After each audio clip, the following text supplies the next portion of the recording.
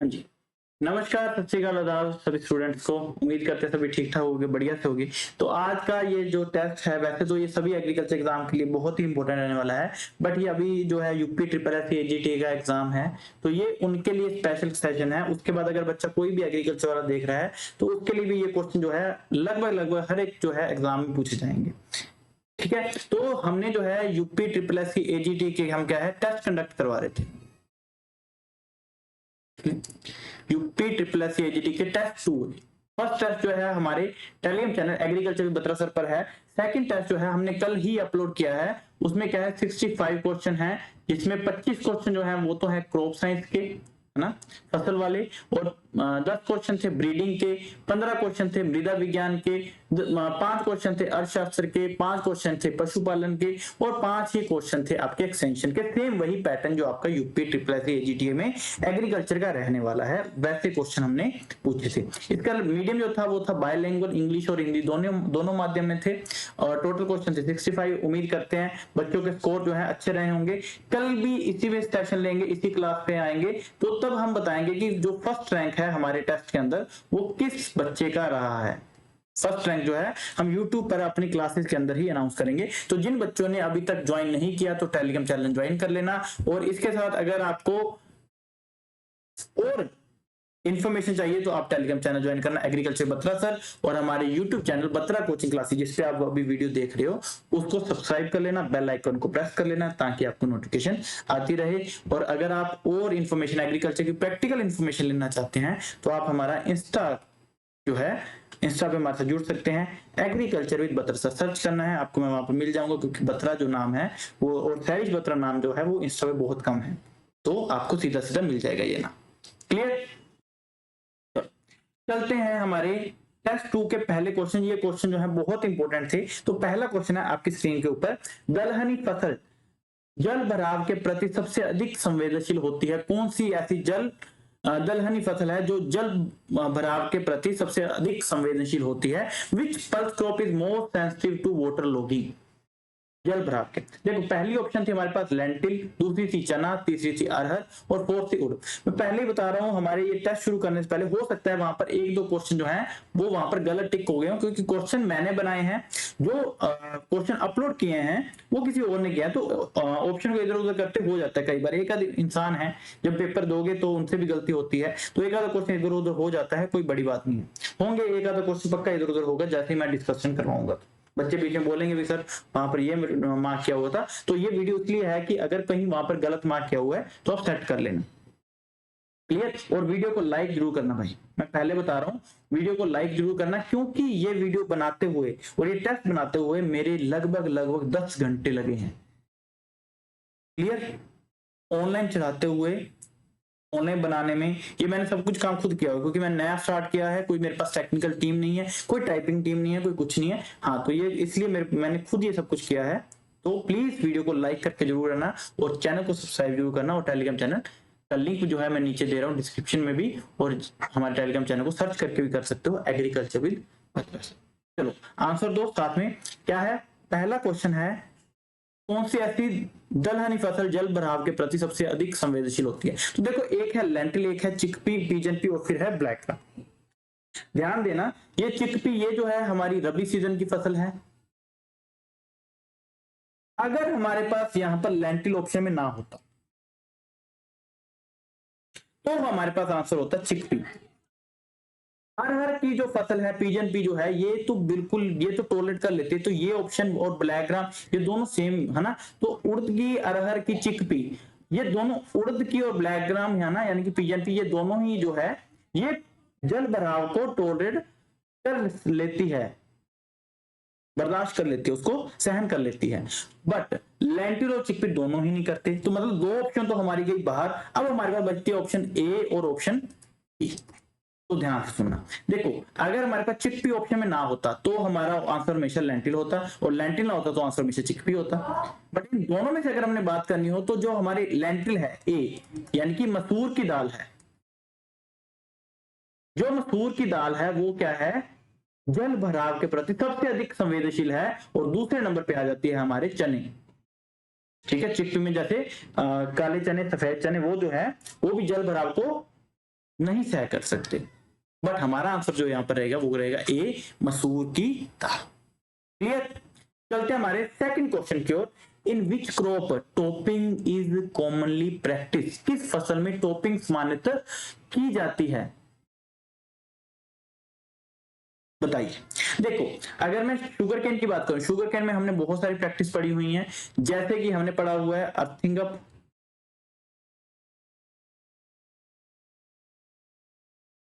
फिर हमने पढ़ा हुआ है डी ट्रैशिंग,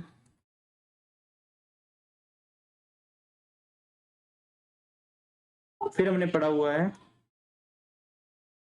उसको हम क्या कहते हैं, गन्ने को जब बांधते, अर्थिंग अप तो है मिट्टी को चढ़ाना, डी ट्रैशिंग है उसके जो नीचे गंदे पत्ते होते हैं उसको जो है रिमूव करते हैं।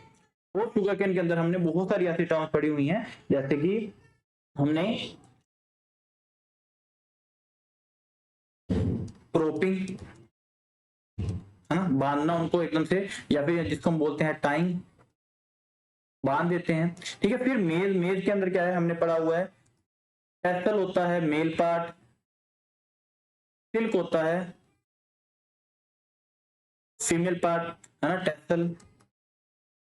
ये इंग्लिश और हिंदी दोनों माध्यम में है तो दोनों के अकॉर्डिंग चलता है। टेसल होता है, सिल्क होता है, इसमें भी अर्थिंग अप करी जाती है। ठीक है। वीट के अंदर भी बहुत सारी प्रैक्टिस है, जैसे रेज बैट की प्रैक्टिस करी जाती है। और बट इन तीनों में ही जो है टॉपिंग नहीं करी जाती। टॉपिंग क्या होता है, किसी भी प्लांट के अंदर जिसके ऊपर ये जो ऊपर वाली ग्रोथ ज्यादा हो रही हो और उसको फ्रूट जो है वो ये लेटरल ब्रांचेस पे, साइड वाले ब्रांचेस पे ज्यादा आता हो, तो ये पौधा ऊपर को बढ़ रहा है, तो हमने क्या करना है, इसको ऊपर से काट देना है, इसको ऊपर से काट देना है। काटने के बाद क्या होगा कि ये यहां पर कट जाएगा अच्छी तरह से। फिर ये कटा तो इसकी ऑक्सिलरी ग्रोथ जो है वो रुक जाएगी और ये साइड पे बढ़ना जो है वो शुरू हो जाएगा। तो ये जो प्रैक्टिस करी जाती है कपास के अंदर, कॉटन के अंदर, क्योंकि वहां पर जो फ्रूट आता है वो कहां पर आता है, वो साइड ब्रांचेस पे ज्यादा आता है। तो हमारा आंसर क्या आ जाएगा, हमारा आंसर आ जाएगा ए, कॉटन जो है बिल्कुल राइट आंसर हो जाएगा। बाकी भी इन सभी के साथ जो जुड़ी हुई टर्म्स हैं वो बहुत इंपॉर्टेंट है, स्पेशली जूट के साथ, ग्राउंडनट के साथ, ये सभी के साथ जो प्रैक्टिसेस हैं, जुड़ी हुई प्रैक्टिसेस हैं, ये बहुत इंपॉर्टेंट है। तो ये ध्यान से इन सभी जो टर्म्स को अच्छी तरह से पढ़ लेना। क्लियर। आगे चलते हैं हमारे अगले क्वेश्चन की ओर। Which spice crop require partial shade for better growth, which spice crop requires partial shade for better growth, किस मसाले की फसल को बेहतर वृद्धि के लिए आंशिक छाया की आवश्यकता होती है, मतलब जिसको ज्यादा छाया चाहिए होती है, ज्यादा धूप नहीं। ठीक है। कौन सा, हल्दी है, जीरा है, मेथी है, सरसों है। सरसों तो पहले से बाहर निकाल देते क्योंकि ये मसाले वाली फसल है ही नहीं।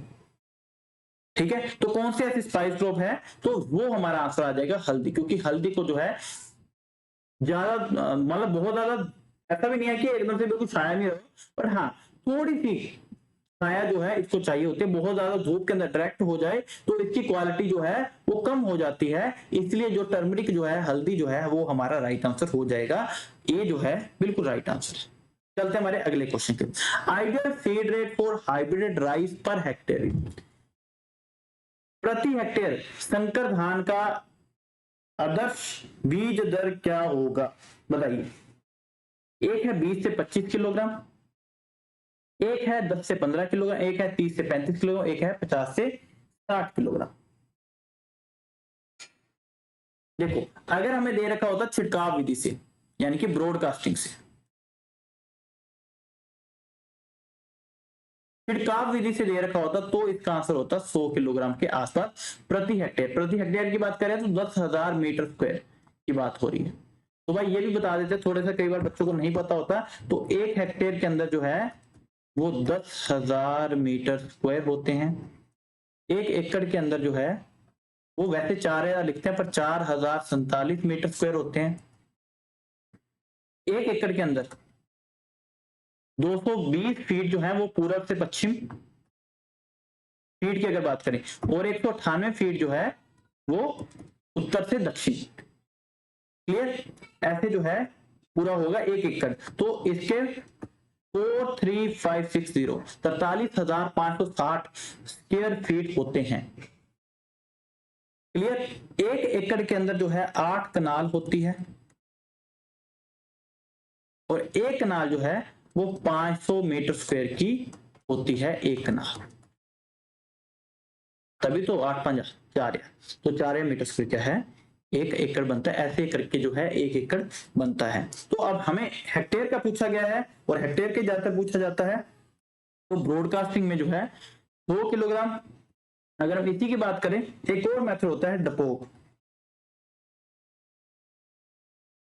डपोग मेथड में जो है वो है 1.5 से 2.5 किलोग्राम प्रति मीटर स्क्वायर, और इसमें जो है 30 से 40 मीटर स्क्वायर की क्या चाहिए नर्सरी चाहिए होती है, 30 से 40 मीटर। तो लगभग इसका सीडेड जो है वो भी 35-40 किलोग्राम से भी ज्यादा चला जाता है, 70-80 किलोग्राम के आसपास भी देखा जाता है। फिर आते हैं system of rice intensification, SRI।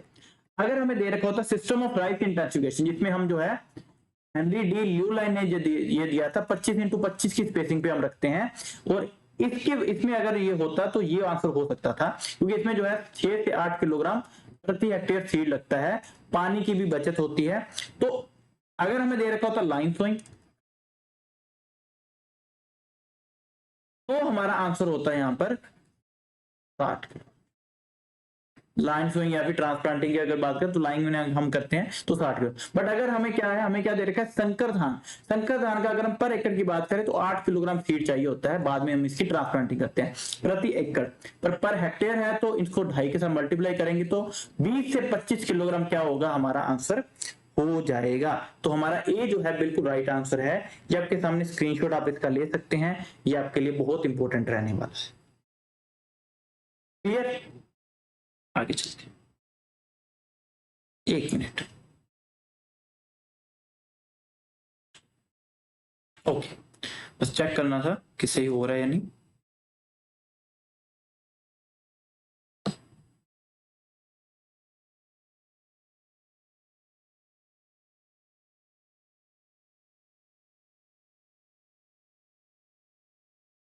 Okay, आगे चलते हैं हमारे अगले क्वेश्चन की ओर।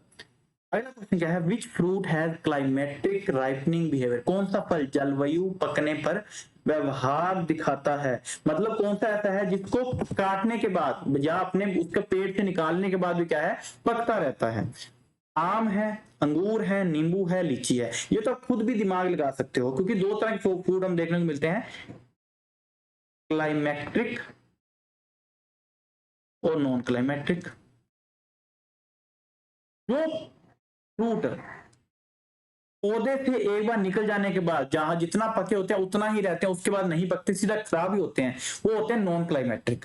जो ऐसे फ्रूट जिसको बाहर निकाल लेते हैं, जैसे केले देखे होंगे है ना, उसके साथ इथाइलिन का ट्रीट कराते हैं, केले को कच्चा तोड़ते हैं, उसके बाद उसको पकाते हैं, तो वो क्या है वो उसको निकालने के बाद खुद धीरे धीरे पक रहा है ना। तो ये क्या है पपीता है ना। वैसा ही सेम किस में देखने को मिलता है, अंगूर में नहीं देखने को मिलता, सिट्रस में नहीं देखने को मिलता, और लीची में भी नहीं देखने को मिलता। तो ये देखने को मिलता है मैंगो के अंदर। पाइनएप्पल में भी नहीं देखने को मिलता। तो ये सब कुछ जो क्या है इसमें देखने को मिलता है। ये 2 तरह के जो है फ्रूट आपको देखने को मिलते हैं। कौन कौन से, क्लाइमेट्रिक और नॉन क्लाइमेट्रिक। चलिए, इसके साथ मैं टेबल आपको ऐड कर रहा हूं, उस टेबल को आप देखना, फिर उसको जो है आप नोट डाउन कर लेना।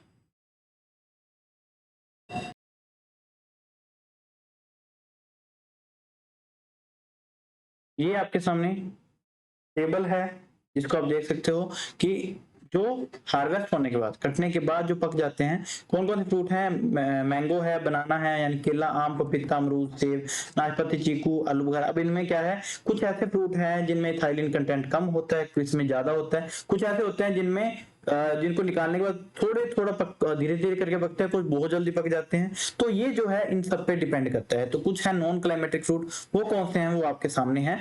तो आप ये इसका स्क्रीनशॉट ले सकते हो, इसको लिख सकते हो, लिखोगे तो ज्यादा बढ़िया रहेगा। चलते हैं हमारे अगले क्वेश्चन की ओर। अगला क्वेश्चन क्या कर रहा है, विच oil seed crop is commonly used in relay cropping, कौन सी तिलहनी फसल आमतौर पर रिले फसल प्रणाली के प्रयोग की जाती है? अलसी, सरसों, मूंगफली, तिल। तो ये सभी क्या है, ये चारों की चारों ही क्या है, ये तिलहनी फसलें हैं। तो ये क्या है, इससे हमें क्या है, तेल जरूर मिलता है। अब इसमें देखो क्या है, अगर यहाँ पर लिनसीड ऑप्शन में ना होता तो हमेशा आंसर क्या होता, मस्टर्ड। अगर लिनसीड अलसी ऑप्शन में ना होता तो हमेशा आंसर क्या होता, सरसों होता। बट हमारे पास लिनसीड है तो हमेशा पैडी के बाद, राइस के बाद क्या है, लिनसीड की रिले क्रॉपिंग करी जाती है। अब ये रिले क्रॉपिंग होता क्या है, वैसे तो आपका एग्जाम पास में है और मुझे नहीं लगता कि आपको ये चीज बताने की जरूरत है, पर थोड़ा फिर भी गाइड करते जाएं क्योंकि कुछ बच्चों को कई बार इन चीजों पे कंफ्यूजन हो जाती है। रिले क्रॉपिंग क्या होता है, जैसे हम रिले रेस देखते हैं ना कि एक बंदा यहाँ से भाग के आता है, दूसरा बंदा यहाँ पर खड़ा होता है। जब ये यहाँ पर पहुंचने लगता है तो ये धीरे धीरे करके पहले से ही भागना शुरू कर देता है, फिर यहाँ पर आके इसको ये इसके हाथ में एक स्टिक होती है, डंडा जो होता है वो इसको पकड़ा देता है और फिर ये भागना शुरू करता है। वैसे ही सेम है कि राइस की अभी क्या है, हार्वेस्टिंग नहीं हुई, कटाई नहीं हुई, उससे पहले जो उसमें जगह बची हुई है उसमें क्या है, किसी दूसरी क्रॉप की सोइंग कर दी जाती है। और राइस के अंदर अलसी के मतलब धान की फसल के अंदर अलसी की रिले क्रॉपिंग करी जाती है। ठीक है, रिले फसल प्रणाली का प्रयोग किया जाता है, तो इसलिए हमारा आंसर क्या आ जाएगा, लिनसीड यानी कि अलसी जो है हमारा आंसर हो जाएगा। तो ए इज राइट आंसर। चलते हमारे अगले क्वेश्चन के। अगला क्वेश्चन हमारा क्या कह रहा है, which crop is best suited for natural farming under rain fed condition, वर्षा आधारित प्राकृतिक खेती के लिए कौन सी फसल सर्वोत्तम है? तो देखो सबसे पहले क्या है, बाजरा, वीट, राइस, शुगर केन। देखो राइस को तो पानी बहुत ज्यादा चाहिए, ठीक है। रेन फेड कंडीशन के अंदर, नेचुरल फार्मिंग के अंदर कौन सी ऐसी फसल है जो उसको हम ग्रो कर सकते हैं? तो धान की फसल के में रेनफेड फार्मिंग करी जाती है, बट जो बाजरा है जिसको हम क्या बोलते हैं, पर्ल मिलेट बोलते हैं, उसमें प्रॉपर ही क्या करी जाती है, रेन फेड फार्मिंग करी जाती है। बारिश के आधार के ऊपर क्या है, फार्मिंग करी जाती है। इसको सिर्फ उस पे बारिश पे छोड़ देते हैं, अगर वर्षा होगी तो हो जाएगा, नहीं होगी तो भी फिर भी ये हो जाता है क्योंकि इसको पानी की जरूरत बहुत कम होती है। अब इससे एक क्वेश्चन और बनता है, अगर तो आपको पूछ लिया जाए कि परसेंट प्रतिशतता वाइज जो है सबसे ज्यादा एरिया वाइज इरिगेशन यानी कि सिंचाई वाली फसल कौन सी है, तो आपने हमेशा पढ़ा होगा वीट। बट वीट नहीं है, क्योंकि जितना क्षेत्र है उसमें, गन्ने के पास जितना क्षेत्र है उसमें 90% जो गन्ने का क्षेत्र है वो सिंचाई के द्वारा इरिगेटेड है, और 85% एरिया जो भी है, जितना वीट का लगाया जाता है 85% एरिया जो है वो इरिगेटेड है। बट अगर परसेंटेज वाइज ना पूछा जाए, सिर्फ इतना पूछा जाए कि सबसे ज्यादा जो है वो किस फसल के पास इरिगेटेड एरिया है, तो तब हमारा आंसर वीट हो जाएगा। अगर ये पूछ लिया जाए कि अपनी प्रतिशतता वाइज मतलब कितना गन्ना लगता है उसमें कितने प्रतिशत जो है इरिगेटेड यानी कि सिंचाई पे आधारित है, तो फिर हमारा आंसर गन्ना हो जाना था। बट अगर हमें पूछा कि वर्षा आधारित नेचुरल फार्मिंग जो रेनफेड कंडीशन के अंदर करी जाती है, तो वो पर्ल मिलेट बाजरा के अंदर करी जाती है। तो ए हमारा बिल्कुल राइट आंसर हो जाएगा, A is right answer. Clear? तो चलते हैं हमारे अगले क्वेश्चन को। The post harvest loss in highest in which vegetable, post harvest loss is highest in which vegetable, कटाई के बाद किस सब्जी में हानि सबसे अधिक होती है? टमाटर के अंदर, आलू के अंदर, प्याज के अंदर या गाजर के अंदर? देखो सबसे पहले तो इनमें ये देखो दो तरह की फसल होती है, तीन तरह के होते हैं, हार्डी, सेमी हार्डी या बिल्कुल सॉफ्ट। जो फसलें बिल्कुल सॉफ्ट होती है ना, मुलायम से होती हैं, वो उनको जो है बाद में लॉस जो है, नुकसान जो है, वो हानि जो है वो सबसे ज्यादा होती है। तो देखो आलू तो हार्ड होता है, प्याज भी हार्ड होता है, कैरेट, अगर इन तीनों की बात करें तो इनको हम काफी देर तक स्टोर करके रख लेते हैं। बट टमाटर को अगर जैसे मान लो, आज की ही बात लो, जैसे मैं गाड़ी पे लेके आया, बहुत सारी चीजें, आलू लेके आया, प्याज लेके आया, टमाटर लेके आया, तो बाकी सब कुछ मैंने डिक्की में रख दिया। मैंने दूर से आना था तो डिक्की में रख दिया, बट मैंने टमाटर को अंदर ही रखा क्योंकि कार का एसी चल रहा था। टमाटर अगर मैं पीछे रखता तो गर्मी की वजह से वो खराब हो जाते। तो सबसे ज्यादा जो जब हम काट लेते हैं, काटने के बाद सबसे ज्यादा लॉस जो है वो किस में होता है, टमाटर के अंदर देखने को मिलता है ना, टमाटर के अंदर, क्योंकि टमाटर बहुत जल्दी खराब हो जाता है, तो सबसे ज्यादा हानि भी इसमें होती है। तो हमारा आंसर क्या हो जाएगा, ए जो है बिल्कुल राइट आंसर हो जाएगा। क्लियर? अगला, which method is most effective for seed treatment against soil borne pathogen, मिट्टी जनित रोग जनकों का विरुद्ध बीज उपचार का सबसे प्रभावी तरीका क्या है? गर्म पानी उपचार, कवकनाशी धूल, बायो प्राइमिंग या फिर सोल्ट सोल्यूशन नमक घोल। तो क्या आंसर रहेगा? देखो, गर्म पानी का उपचार तो हम करते हैं 50 से 54 डिग्री सेल्सियस तक। ज्यादातर ये हम करते हैं फंगल के लिए, फंगल डिजीज के लिए और बैक्टीरियल, दोनों बीमारियों के लिए करते हैं। क्लियर? फंजीसाइड डस्टिंग में हम ये सिर्फ जो फंगस है, फंगल डिजीज है, उनके लिए करते हैं। अब ये सोल्ट हो गया कि जिसमें हम क्या है, नमक का घोल बना के करते हैं, जैसे आपने देखा होगा जिसका लंबे टाइम तक हम, लंबे अवधि तक हमने रखना हो तो उसमें ये किया जाता है। क्लियर? अब ये बायो प्राइमिंग क्या होता है? सबसे पहले तो हमें ये बायो प्राइमिंग पता होना चाहिए।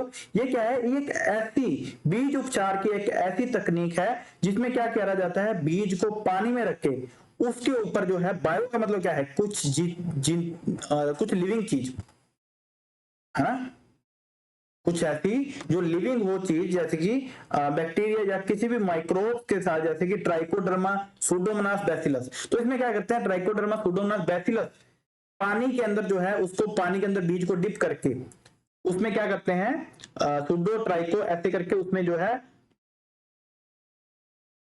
बैक्टीरिया या फंगस छोड़ दी जाती है। फिर उसके ऊपर क्या करते हैं, उसके अंदर जो भी पहले से बीमारी हो रखी है वो उसको क्या करते हैं, खत्म कर देते हैं। क्लियर? तो अब कुछ सोचो कि हमने क्या पूछा, सीड ट्रीटमेंट के लिए सबसे बढ़िया मेथड, और सोयल बोन जो मिट्टी में पहले से बीमारी हो रखी है उसको रोकने के लिए हमने क्या करना है, उसके अंदर क्या करेंगे, पानी लिया, पानी के अंदर क्या किया, सुडो ट्राइको का साथ में बायो प्राइमिंग करती, और करने के बाद क्या है, उसको अगर हम लगाएंगे तो सबसे बढ़िया मेथड है ये। इसलिए हमारा आंसर क्या हो जाएगा, बायो प्राइमिंग है, ये राइट आंसर, बायो प्राइमिंग बिल्कुल सही उत्तर होगा। अब देखो, हॉट वाटर ट्रीटमेंट में क्या है, सीड बोर्न बैक्टीरिया फंगस खत्म होते हैं। फंजीसाइड डस्ट में क्या होता है, seed borne and some soil fungi खत्म होते हैं। बायो प्राइमिंग में सोइल बोर्न फंगल पैथोजन खत्म होते हैं। Most effective and eco friendly method है। सोर्स सोल्यूशन में डिटेक्टिंग पुअर इन्फेक्टेड सीड, हमें यहाँ से ये पता चलता है कौन सा सीड घटिया क्वालिटी का है, बुरी क्वालिटी का है, अच्छी क्वालिटी का नहीं है, वो पता चलता है। ये कोई पैथोजन कंट्रोल करता है बट उस लेवल पे नहीं करता। क्लियर? तो हमारा आंसर क्या हो जाएगा, bio priming is right answer. चलते हैं हमारे अगले क्वेश्चन की ओर, क्योंकि ये जो है, पहले मैं ये बता दूं 1 से 25 क्वेश्चन आपके हैं क्रॉप के, फसल वाले, तो वो पहले क्वेश्चन चल रहे हैं। तो 10वां क्वेश्चन है आपका, which cereal is classified as pseudo cereal? कौन सा ऐसा इसमें अनाज है जो अशदम, यानी कि जिसको झूठा अनाज भी हम बोलते हैं, कि वो एक्चुअल में क्या है, झूठा अनाज क्या होता है, पहले ये सोचो कि अनाज की तरह ही होता है बट वो पोएसी फैमिली के अंदर नहीं आता। वो पोएसी फैमिली के अंदर नहीं आता, किसके अंदर आता है, ग्रामीणी फैमिली के अंदर नहीं आता, वो अलग किसी फैमिली के अंदर देखने को मिलता है। तो वीट तो क्या है, पिटिकम एस्टिवम, फैमिली क्या है, पोएसी। बार्ले क्या है, होडियम वल्गेर, नाम भी याद रखना, फैमिली क्या है, पोएसी। मेज क्या है, मेज में अलग अलग आ जाते हैं, रिया मेज, इंड्यूराटा, आपने सुना होगा। और अमेरिका वाली जो है उसको बोलते हैं इंडन टाटा, रियामेस अवर्टा, रियामेस थैकराटा। तो बहुत सारे जो है स्पीशीज इसमें देखने को मिलती हैं, बट इसका नाम क्या है, रिया मेस। फैमिली क्या है, ग्रामीणी। बट बकवीट, कुट्टू, जिसको हम कुट्टू का आटा ही बोलते हैं, तो बकवीट जो है ये, इसमें हमने कभी भी इसकी फैमिली जो है वो पोएसी नहीं होती। तो क्वेश्चन ये बनता है, तो इसकी फैमिली क्या होती है? तो पहले तो ये देख लो कि कौन से जो है ट्रू सीरियल सूडो सीरियल में क्या फर्क है। पहले तो इसका फैमिली सीरियल जो होता है, अनाज होता है, उसकी फैमिली पोएसी होती है। इसमें नॉन ग्रास, इसमें इसकी फैमिली पोएसी नहीं होती। इसमें आ जाते हैं व्हीट, राइस, मेज, बार्ले। इसमें आ जाते हैं बकवीट, कुट्टू, अमरेंथस या फिर क्विनोआ सॉरी। इसमें ग्लूटेन कंटेंट होता है, जैसे कि व्हीट के अंदर, इसमें ग्लूटेन फ्री होता है, इसमें ग्लूटेन कंटेंट नहीं होता। कुछ बच्चों को एलर्जी भी होती है ग्लूटेन से, तो ये बढ़िया माने जाते हैं कुट्टू का आटा जिसको हम बोलते हैं। ये मोनोकोट होते हैं, ये डाइकोट होते हैं। ठीक है, अब इसमें क्या है, ये भी देख लो, क्या है, बकवीट, जिसका नाम क्या है, फैगोपायरम एस्क्यूलेंटम, फैगोपायरम एस्क्यूलेंटम। ये बकवीट जो है इसके अंदर नहीं आता, ना ही क्विनोआ आता है। देख सकते हो आप क्विनोआ, जिसका नाम क्या है, चिनोपोडियम क्विनोआ। अमरैंथस भी इसके अंदर नहीं आता। ये जो है, अब इसके साथ ये भी लिख लेना, फास्टिंग व्रत रखते हैं जब हम क्या करते हैं, कुट्टू का आटा खाते हैं, आपने सुना भी होगा, कुट्टू का आटा खाते हैं जब हम क्या है व्रत रखते हैं, तो ये जो है कुट्टू जो है उसमें यूज किया जाता है। क्लियर। उसके बाद क्विनोआ जो है वो सुपर फूड है, प्रोटीन और फाइबर बहुत ज्यादा होती है। ठीक है, अब बकव्हीट की जो फैमिली है ये भी लिख लेना, इसकी फैमिली जो है पोलीगोनेसी है।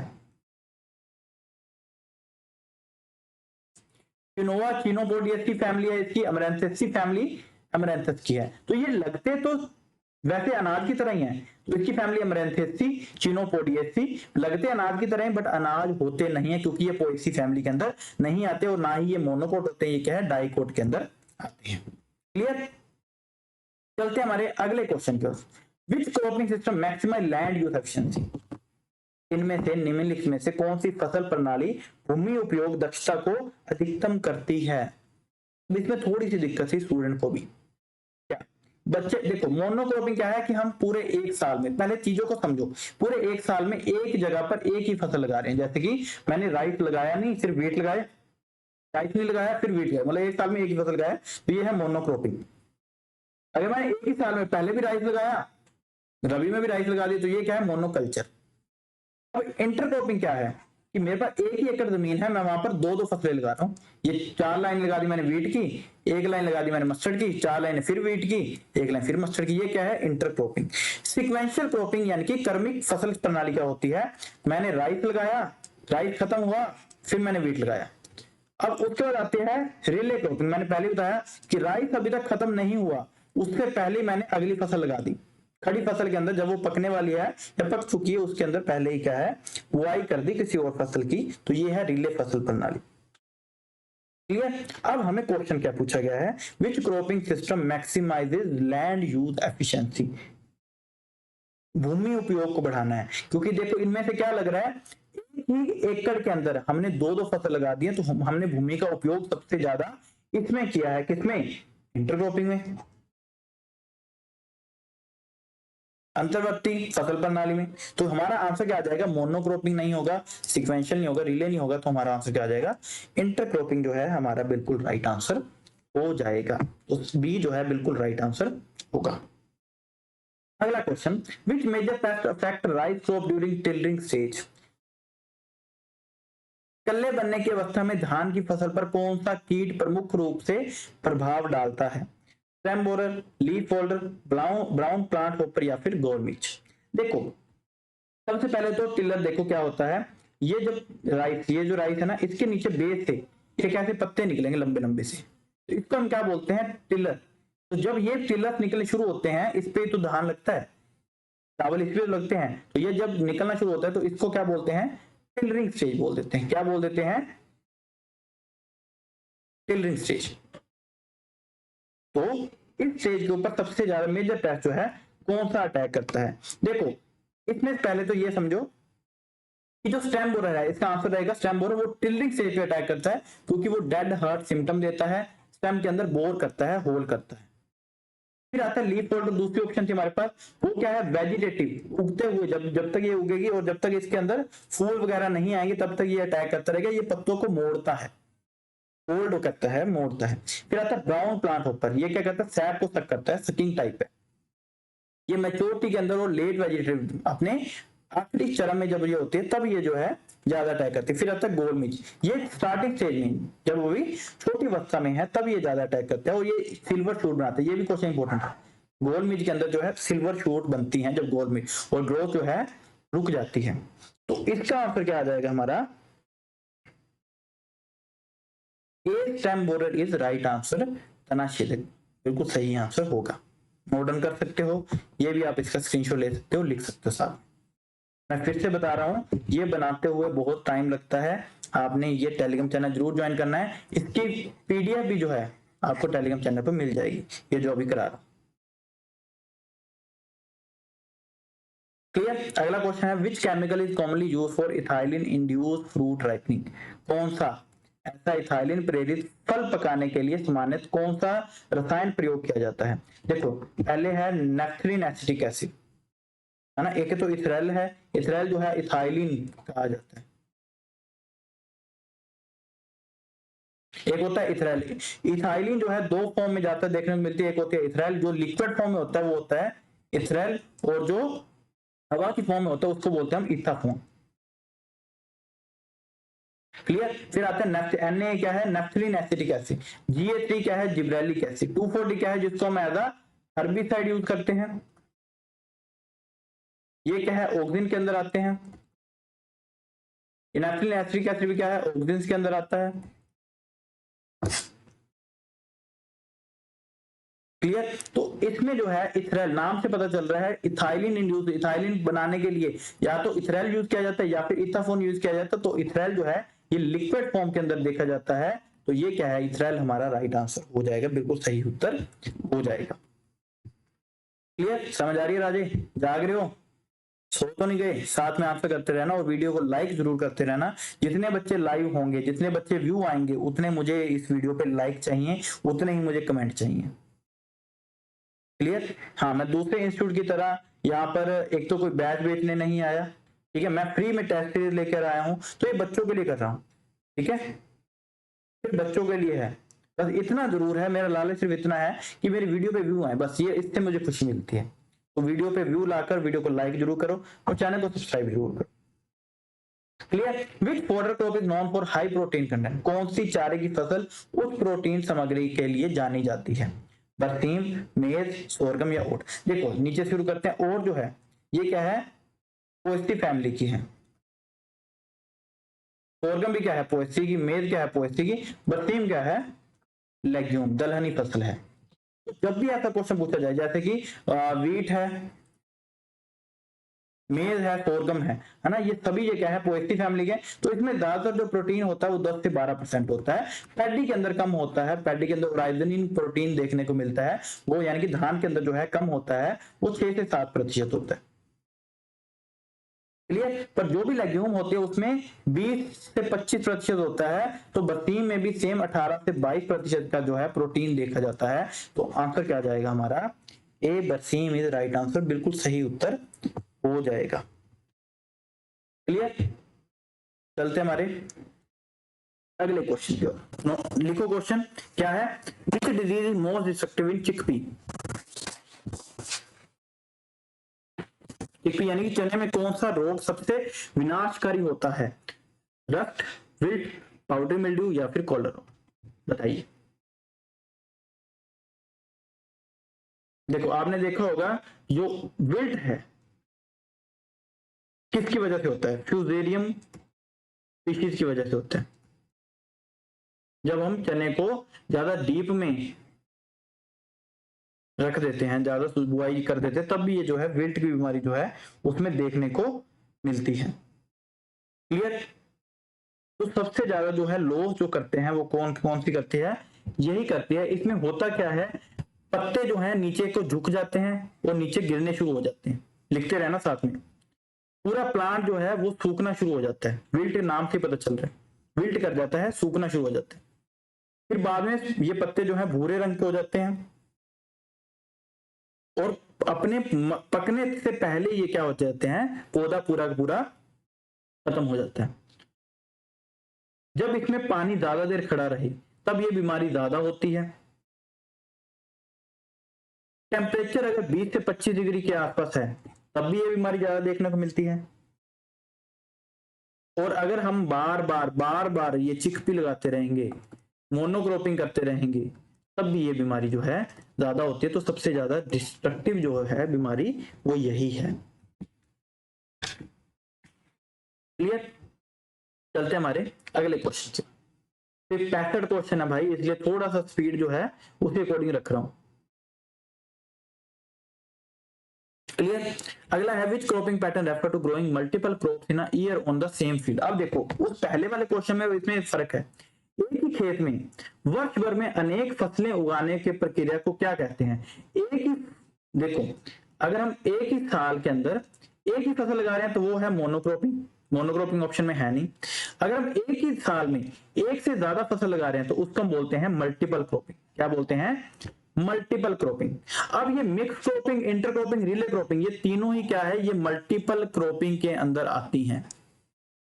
क्योंकि एक साल में हमने एक से ज्यादा फसल लगाई है। बट ये डेफिनेशन किसकी है, ये परिभाषा किसकी है, बहुफसली खेती की है। तो अगर हम एक साल के अंदर वर्ष भर में अनेक फसलें लगा रहे हैं, एक लगा रहे हैं तो मोनोक्रॉपिंग, एक से ज्यादा लगा रहे हैं तो मल्टीपल क्रॉपिंग। अब उसमें फर्क है कि हम एक साल के अंदर अलग अलग फसलें किस पैटर्न में लगा रहे हैं,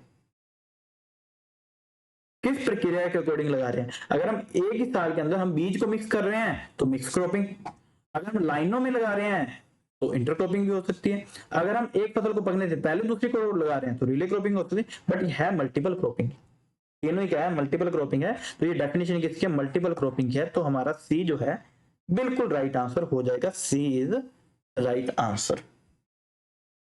क्लियर, चलते हैं हमारे अगले क्वेश्चन की ओर। फिर बता रहा हूं, ये टेलीग्राम चैनल ज्वाइन कर लेना, वीडियो को लाइक जरूर करना, शेयर जरूर करना, अपने भाई बहन मित्र यार दोस्त भाभी ये तो होंगी आपकी, सहेली बेली सभी को शेयर कर देना। क्लियर, अगला क्वेश्चन है 17 नंबर क्वेश्चन। किस फलदार फसल में विनियर ग्राफ्टिंग का प्रयोग होता है, कौन सी ऐसी क्रॉप है जिसमें विनियर ग्राफ्टिंग का जो है प्रयोग होता है। पपीते की बात करें तो पपीते में सीड यानी कि बीज का करते हैं, केले की बात करें केले में शक्कर का करते हैं, गुआवा की बात करें तो उसमें ज्यादातर फूलिंग करते हैं, मैंगो की बात करें तो मैंगो में इसमें विनियर ग्राफ्टिंग करते हैं। तो आंसर क्या आ जाएगा हमारा, ये जो है बिल्कुल राइट आंसर हो जाएगा। इसके साथ आप बाकियों का भी लिख सकते हो, बाकियों का क्या लिखना है, ये रहा आपके सामने। ठीक है, मैंगो में करते हैं विनियर ग्राफ्टिंग या फिर स्टोन ग्राफ्टिंग, गुआवा में करते हैं air grafting, root grafting, stooling भी कर देते हैं, बनाना में करते हैं शक्कर या फिर टिश्यू कल्चर, तो ये भी क्वेश्चन इंपॉर्टेंट है, टिश्यू कल्चर कर देते हैं। पपाया के अंदर सीड करते हैं, मैंने अभी बताया। सिट्रस के अंदर टी बडिंग ग्राफ्टिंग करते हैं, इसके ये साइंटिफिक नेम है, इंपॉर्टेंट है।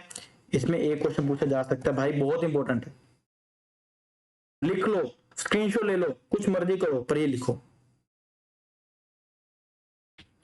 क्लियर, सपोटा में इनार्चिंग करी जाती है, औला में बडिंग करी जाती है, जैक फ्रूट में, बेर में क्या करी जाती है, डेट पाम में बहुत इंपॉर्टेंट है क्या करी जाती है, ऑफ शूट।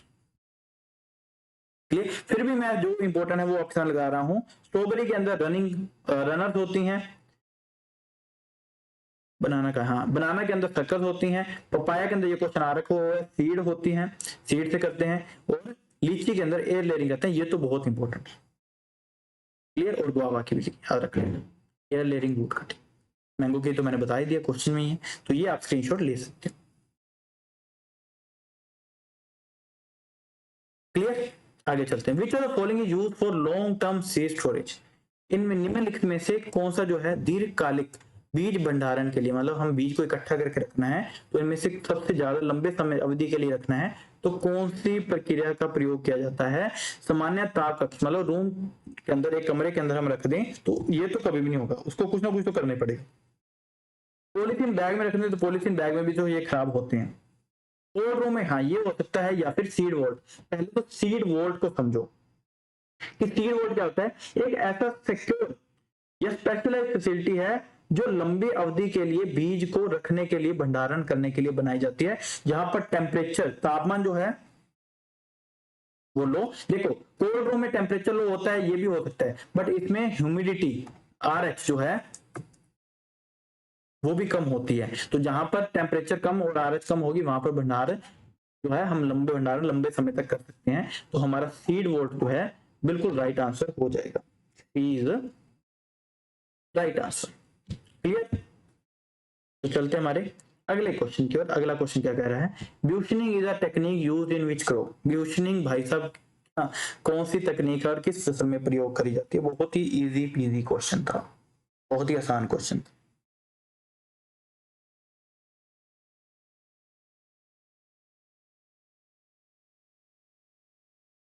बता दीजिए। देखो ब्यूशनिंग होता क्या है, ब्यूशनिंग क्या है, एक डायरेक्ट सीडेड, मतलब इसमें हमने क्या है पानी नहीं लगाना, डायरेक्ट सीडर में हमने प्रयोग करना है, जहां पर खरपतवार वीड्स ज्यादा हो जाते हैं और हमने पानी को भी बचाते हैं, और सीड्स को क्या करा जाता है, ब्रॉडकास्ट कर दिया जाता है। मैंने बातों बातों बता ही दिया कि डायरेक्ट सीडर किस में करते हैं, राइस के अंदर करते हैं। खरपतवार को कम करना है राइस के अंदर, और सीड को क्या करते हैं डायरेक्ट ब्रॉडकास्ट करके पानी लगा के उसके ऊपर क्या है सॉरी पहले प्रो फ्लोइंग कर देते हैं, फिर उसके ऊपर क्या है पानी छोड़ देते हैं। तो ये क्या है राइस के अंदर करी जाती है, ये टेक्निक जो है राइस में होगी। तो ए जो है बिल्कुल करेक्ट आंसर हो जाएगा।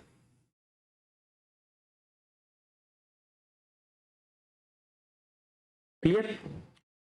चलते हैं हमारे अगले क्वेश्चन की ओर। Which is a major cause of qualitative loss in produce during storage. भंडारण के दौरान गुणवत्ता हानि का मुख्य कारण क्या है।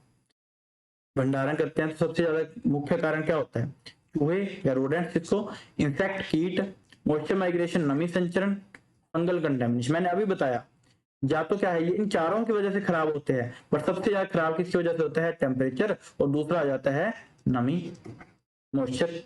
तो नमी जो है बिल्कुल सही आंसर होगा, क्योंकि आपने बहुत बार पढ़ा होगा कि किसी भी भंडार करने के लिए, जैसे हमने देखा होगा पैडी के अंदर जो है मॉइस्चर जो है स्टोरेज के लिए 14% के आसपास रखते हैं, और वीट के अंदर 12% के आसपास रखते हैं। तिलहनी फसलों के लिए लगभग 8% के आसपास, क्योंकि उसको मॉइस्चर कम चाहिए, नमी कम चाहिए होती है। तो सबसे बड़ा जो फैक्टर है वो ये नमी का ही है। तो हमारा जो बी आंसर है बिल्कुल राइट आंसर हो जाएगा। क्लियर। चलते हमारे अगले क्वेश्चन की ओर। Which pest is known as ear head cutting caterpillar. बाल काटने वाला कीट किसे कहते हैं, हेलिकोवर्पा, जिसको हम क्या बोलते हैं हेलिकोवर्पा आर्मीजेरा। क्लियर। फिर है स्पोडोप्टेरा, स्पोडोप्टेरा लिट्यूरा नाम से आता है। फिर है सिसेमिया या फिर मिथिमिना सेपराटा। पहले तो ये पता होना चाहिए कि ये मिथिमिना सेपराटा है ये किसका नाम है, ये है आर्मी वॉर्म का। इसका है आर्मी वॉर्म, ये झुंड में आता है इसलिए इसका नाम आर्मी है, आर्मी बना के आता है। और ये क्या है, ये ईयर जो उसके जो है ईयर लगे होते हैं ऊपर जिसको फ्रूट लगना होता है, उसको क्या करता है काट देता है और नीचे गिरा देता है। तो इसलिए इसका नाम क्या है, ईयर हेड कटिंग कैटरपिलर है। इसका साइंटिफिक नेम क्या है, मिथेमिया सेपराटा है। तो हमारा आंसर क्या आ जाएगा, डी बिल्कुल करेक्ट आंसर हो जाएगा, डी बिल्कुल सही आंसर होगा। क्लियर। आगे चलते हैं। Which equipment is used for ultra low volume pesticide spraying? Ultra low volume कीटनाशक छिड़काव के लिए कौन सा यंत्र प्रयोग होता है।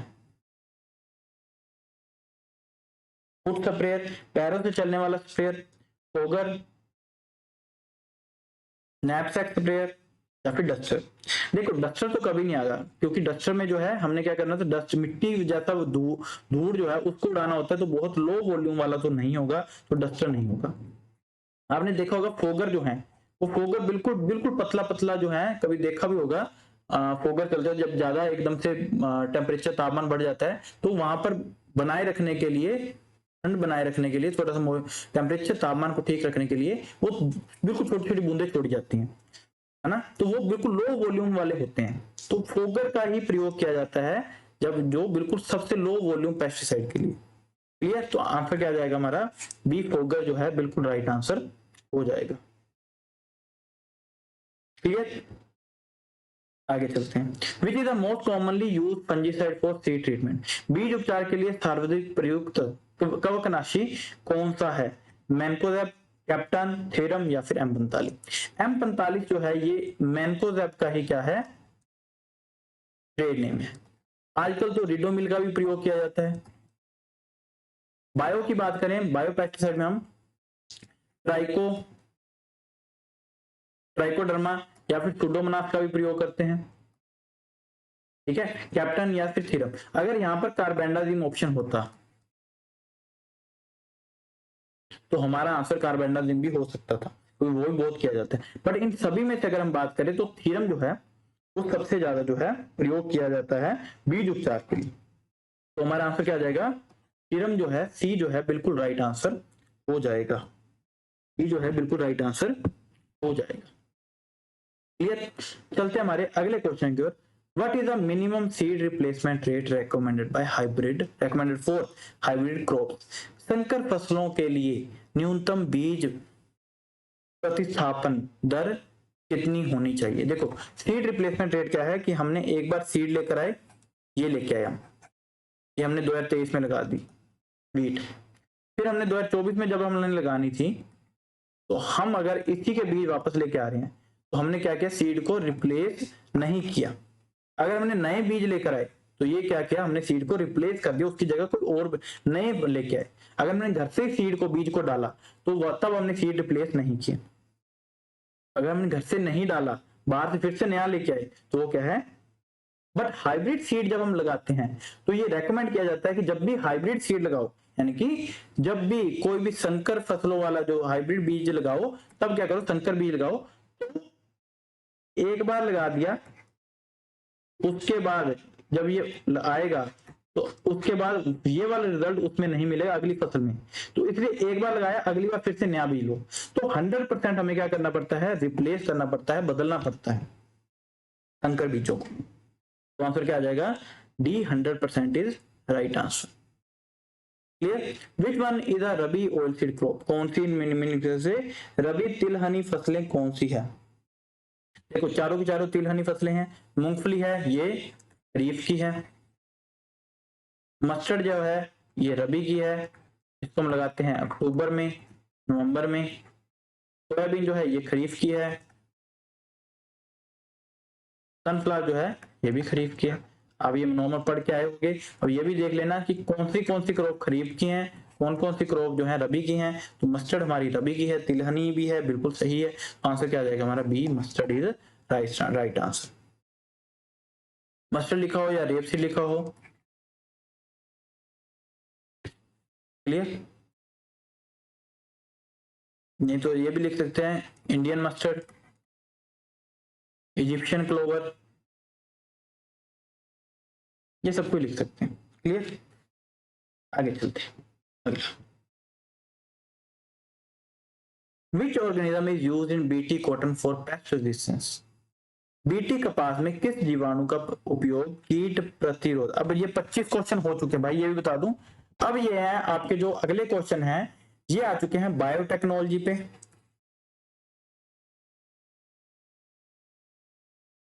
क्रॉप फिजियोलॉजी पे और प्लांट ब्रीडिंग पे। इस पे क्वेश्चन कौन सा ऐसा जो है जीवाणु का उपयोग किया जाता है कीट प्रतिरोध के लिए बीटी कपास के अंदर। तो सबसे पहले तो बीटी कॉटन को समझो। पहले तो देखो 1901 के अंदर जापान के अंदर बैसिलस थ्यूरोजेनेसिस का, बीटी नाम से पता चल रहा है, बैसिलस थ्यूरोजेनेसिस, यानी कि ये रहा ऑप्शन। तो ये करेक्ट है, बिल्कुल सही है, मोस्टली सभी ने ठीक लगाया होगा। ठीक है। राइजोबियम जो है वो हम लेग्यूम दलहनी फसलों के अंदर यूज करते हैं ज्यादातर, तो ये तो नहीं था। ठीक है। बैसिलस थ्यूरोजेनेसिस को 1901 में जापान के अंदर सबसे पहली बार डिस्कवर किया गया, लाया गया। फिर 1996 के अंदर अमेरिका के अंदर कॉटन के अंदर बोलवर्म को रोकने के लिए पहली बार जो है बीटी का प्रयोग किया गया। फिर 1997 से लेकर 2001 तक बहुत सारे देश जैसे कि Australia, China, south Africa, Mexico, इन्होंने भी कॉटन के अंदर बीटी को लाना शुरू किया। फिर 2002 के अंदर पहली बार जेनेटिक इंजीनियरिंग अप्राइजल कमेटी ने एक जो है जेनेटिकली मॉडिफाइड क्रॉप को परमिशन दी कि हाँ ये आप लगा सकते हो, क्योंकि इस टाइम पर आकर बोलवर्म का अटैक बहुत ज्यादा हो चुका था। फार्मर को, कुछ किसानों को कुछ मिल नहीं रहा था, किसान का सुसाइड जो है वो आत्महत्या बहुत ज्यादा कर रहे थे। तो जेनेटिक इंजीनियरिंग अप्राइजल कमेटी ने इसको अप्रूवल दी कि बीटी कॉटन को लगा सकते हो। तो इसमें कौन सा जीन यूज किया जाता है, बैसिलस थ्यूरोजेनेसिस का जीन यूज किया जाता है। क्लियर। आगे चलते हैं। अगला क्वेश्चन है आपकी स्क्रीन के ऊपर, which gas is absorb during photosynthesis. प्रकाश संश्लेषण के दौरान कौन सी गैस जो है अवशोषित होती है।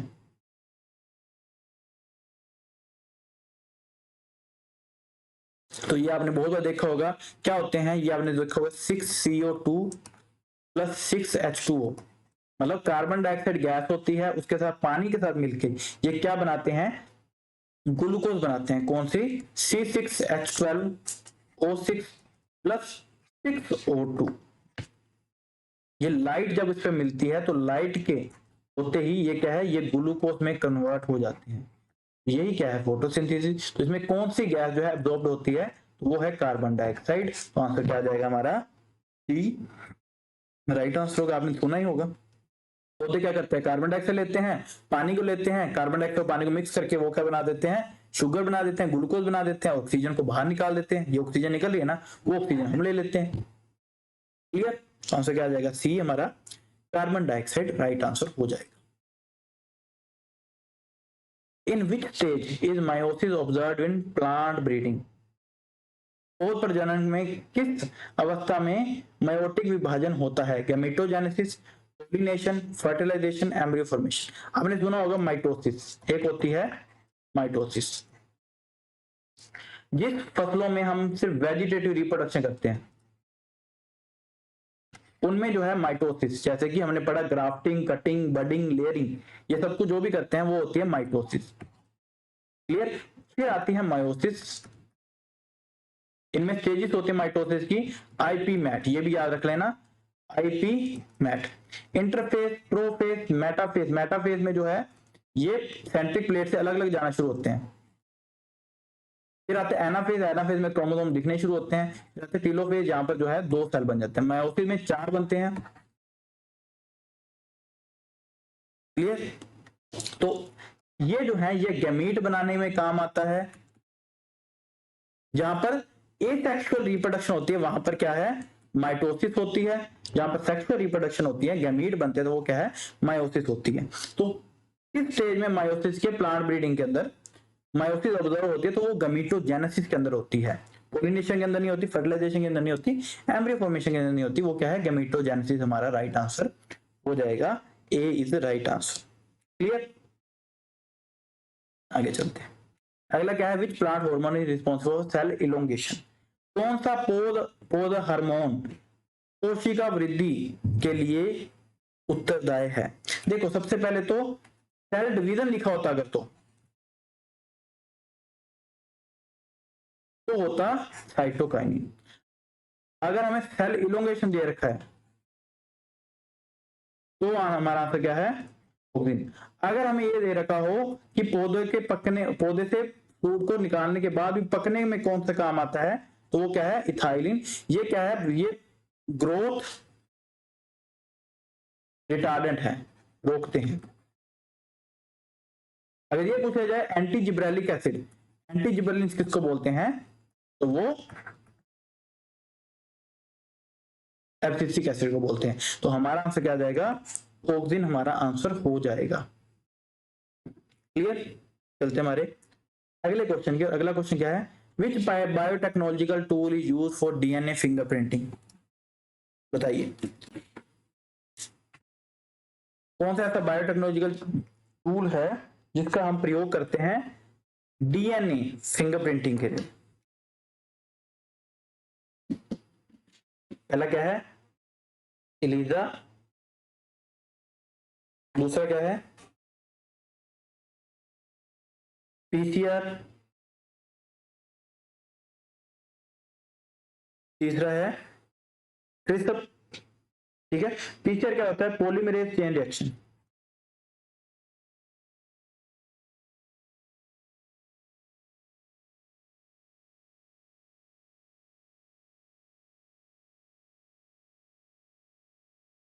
ठीक है, अगर जीन एडिटिंग की बात करी जाए तो होता है ये वाला।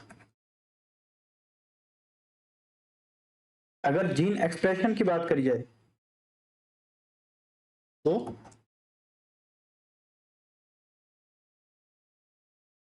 ये वाला। अगर हम बात करें प्रोटीन डिटेक्शन के लिए तो वो होता है लीजा।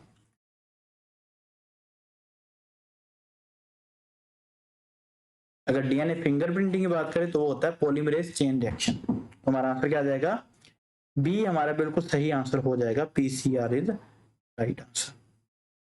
आगे चलते हैं, which element is central in chlorophyll molecule.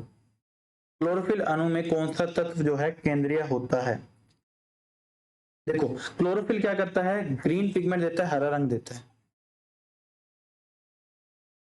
Clear, अब इसमें क्या है, आयरन आपने सुना भी होगा, जो क्लोरोफिल के लिए सबसे ज्यादा नाइट्रोजन भी पार्ट है, पर सबसे इंपॉर्टेंट जो मेन पार्ट है वो कौन सा होता है, मैग्नीशियम का होता है। तो इसका आंसर क्या हो जाएगा, सीधा सीधा मैग्नीशियम जो है बिल्कुल राइट आंसर हो जाएगा। चलते हमारे अगले क्वेश्चन की ओर। Which of the following technique is used in tissue culture? ऊतक संवर्धन में निम्नलिखित में से कौन सी तकनीक का उपयोग होती है, ये हमने बताना है। देखो, माइक्रो प्रोपोगेशन में यानी कि सोमैटिक हाइब्रिडाइजेशन है एक हमारा, ये क्या है, प्रोटोप्लास्ट फ्यूजन के लिए ज्यादा यूज किया जाता है। ये भी यूज करते हैं टिश्यू कल्चर के लिए, पर ये क्या है, प्रोटोप्लास्ट फ्यूजन के लिए ज्यादा, प्रोटोप्लास्ट फ्यूजन। क्लियर? ये जो ग्राफ्टिंग है ये क्या है, ये क्या है, किसी भी ग्राफ्टिंग हमने पढ़ा फ्रूट के अंदर किसी भी एक पार्ट को निकाल के दूसरे में लगा के करना, तो ये टिश्यू कल्चर की टेक्निक नहीं है, और ना ही मैक्रोटिंग। जो ये मैक्रोटिंग है ये एयर लेयरिंग के लिए या फिर टिश्यू कल्चर का भाग नहीं है ये। क्लियर? तो हमारा क्या है, माइक्रो प्रोपोगेशन क्या है, ये हमारा आंसर हो जाएगा। ये ज्यादातर जो है टिश्यू कल्चर ये बनाना के अंदर भी यूज किया जाता है, तो micro propagation is right answer, B is right answer. चलते हमारे अगले क्वेश्चन की ओर। Which of the following crops has been genetically modified in India? मैं पहले बता चुका हूं, ये जो बात चल रही है ब्रिंजल पे ब्रिंजल पे बात, बीटी ब्रिंजल पे बात चल रही है, बीटी मस्टर्ड पे बात चल रही है, इन पे बात ही चल रही है, बट इन पर अभी तक कुछ हुआ नहीं है। बट जिसको परमिशन मिली हुई है वो क्या है, बीटी कॉटन पे 2002 के अंदर मिली। किसने दी? जेनेटिक इंजीनियरिंग अप्राइजल कमेटी ने, जीईएसी, यही आंसर हो जाएगा। क्लियर? आगे चलते, which enzyme is involve in CO2 fixation in C3 cycle? कौन सा ऐसा एंजाइम है C3 चक्कर में जो कार्बन डाइऑक्साइड को स्थिर करने वाला एंजाइम है? रुबिस्को, ATPase, कैटालेज या फिर अमाइलेज? ये देखो, ये है आपके पास C3 साइकिल, ठीक है। तो इसमें क्या है, इसमें ध्यान से देखोगे तो ये जो रुबिस्को है ना, ये C3 साइकिल को हम और क्या बोलते हैं, कैल्विन साइकिल।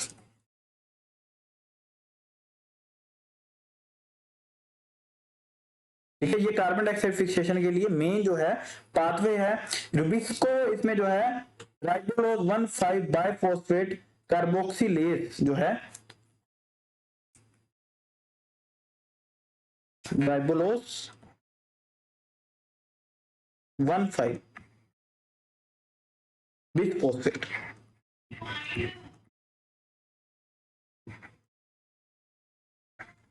बिसफॉस्फेट। क्लियर? इसका जो है प्रयोग किया जाता है। ये आपके सामने साइकिल है, आप देख सकते हैं। क्लियर?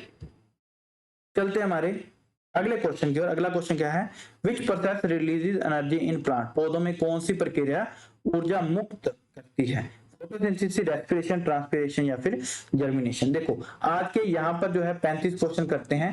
अगले जो है 15 क्वेश्चन सोइल के, सोइल साइंस के, 5 क्वेश्चन लाइफ स्टॉक के, 5 क्वेश्चन इकोनॉमिक्स के, और 5 क्वेश्चन ही आपके एक्सटेंशन के। ये आपके पेंडिंग है। क्लियर? 30 क्वेश्चन, तो ये हम करेंगे कल की क्लास में। इसका जो क्वेश्चन का आंसर है आप बताओगे कमेंट सेक्शन के अंदर। कल जो है क्लास यहीं से शुरू करेंगे, कल इसका एक और सेशन लेकर आएंगे। बट जो भी बच्चे देख रहे हो तो प्लीज वीडियो को लाइक जरूर करना, शेयर जरूर करना, और आप हमारे साथ जुड़ सकते हो हमारे इन सभी चैनल्स पर। यूट्यूब चैनल जो आप देख रहे हो Batra coaching classes, Telegram channel agriculture Batra sir, क्योंकि इस टेस्ट का जो टेस्ट है इसका लिंक जो है वहां पर है। कल जो है आपका टेस्ट नंबर 3 होगा, उसका भी लिंक जो है आपको इसी चैनल पे मिलेगा। और मोर प्रैक्टिकल नॉलेज के लिए अगर आपको जुड़ना है तो आप हमारे से जुड़ सकते हो agriculture with Batra sir Instagram पे। क्लियर? उम्मीद करते हैं आपको क्लास अच्छी लगी होगी। प्लीज लाइक करना, शेयर करना, किसको करनी है आपको मैंने बता चुके हैं, भाई बहन यार दोस्त मित्र सहेली बेली भाभी के साथ, सभी के साथ शेयर करना, और कमेंट करके आंसर जरूर बताना। मिलते हैं हमारे कल की क्लास में। और कल आपका ये टेस्ट भी है, तो आपकी तैयारी अच्छे से करवा रहे हैं, आपके लिए फ्री कंटेंट लेकर आ रहे हैं, आपसे इतना तो हम डिमांड कर ही सकते हैं। Clear? Thank you so much, have a nice day. जय हिंद, जय भारत।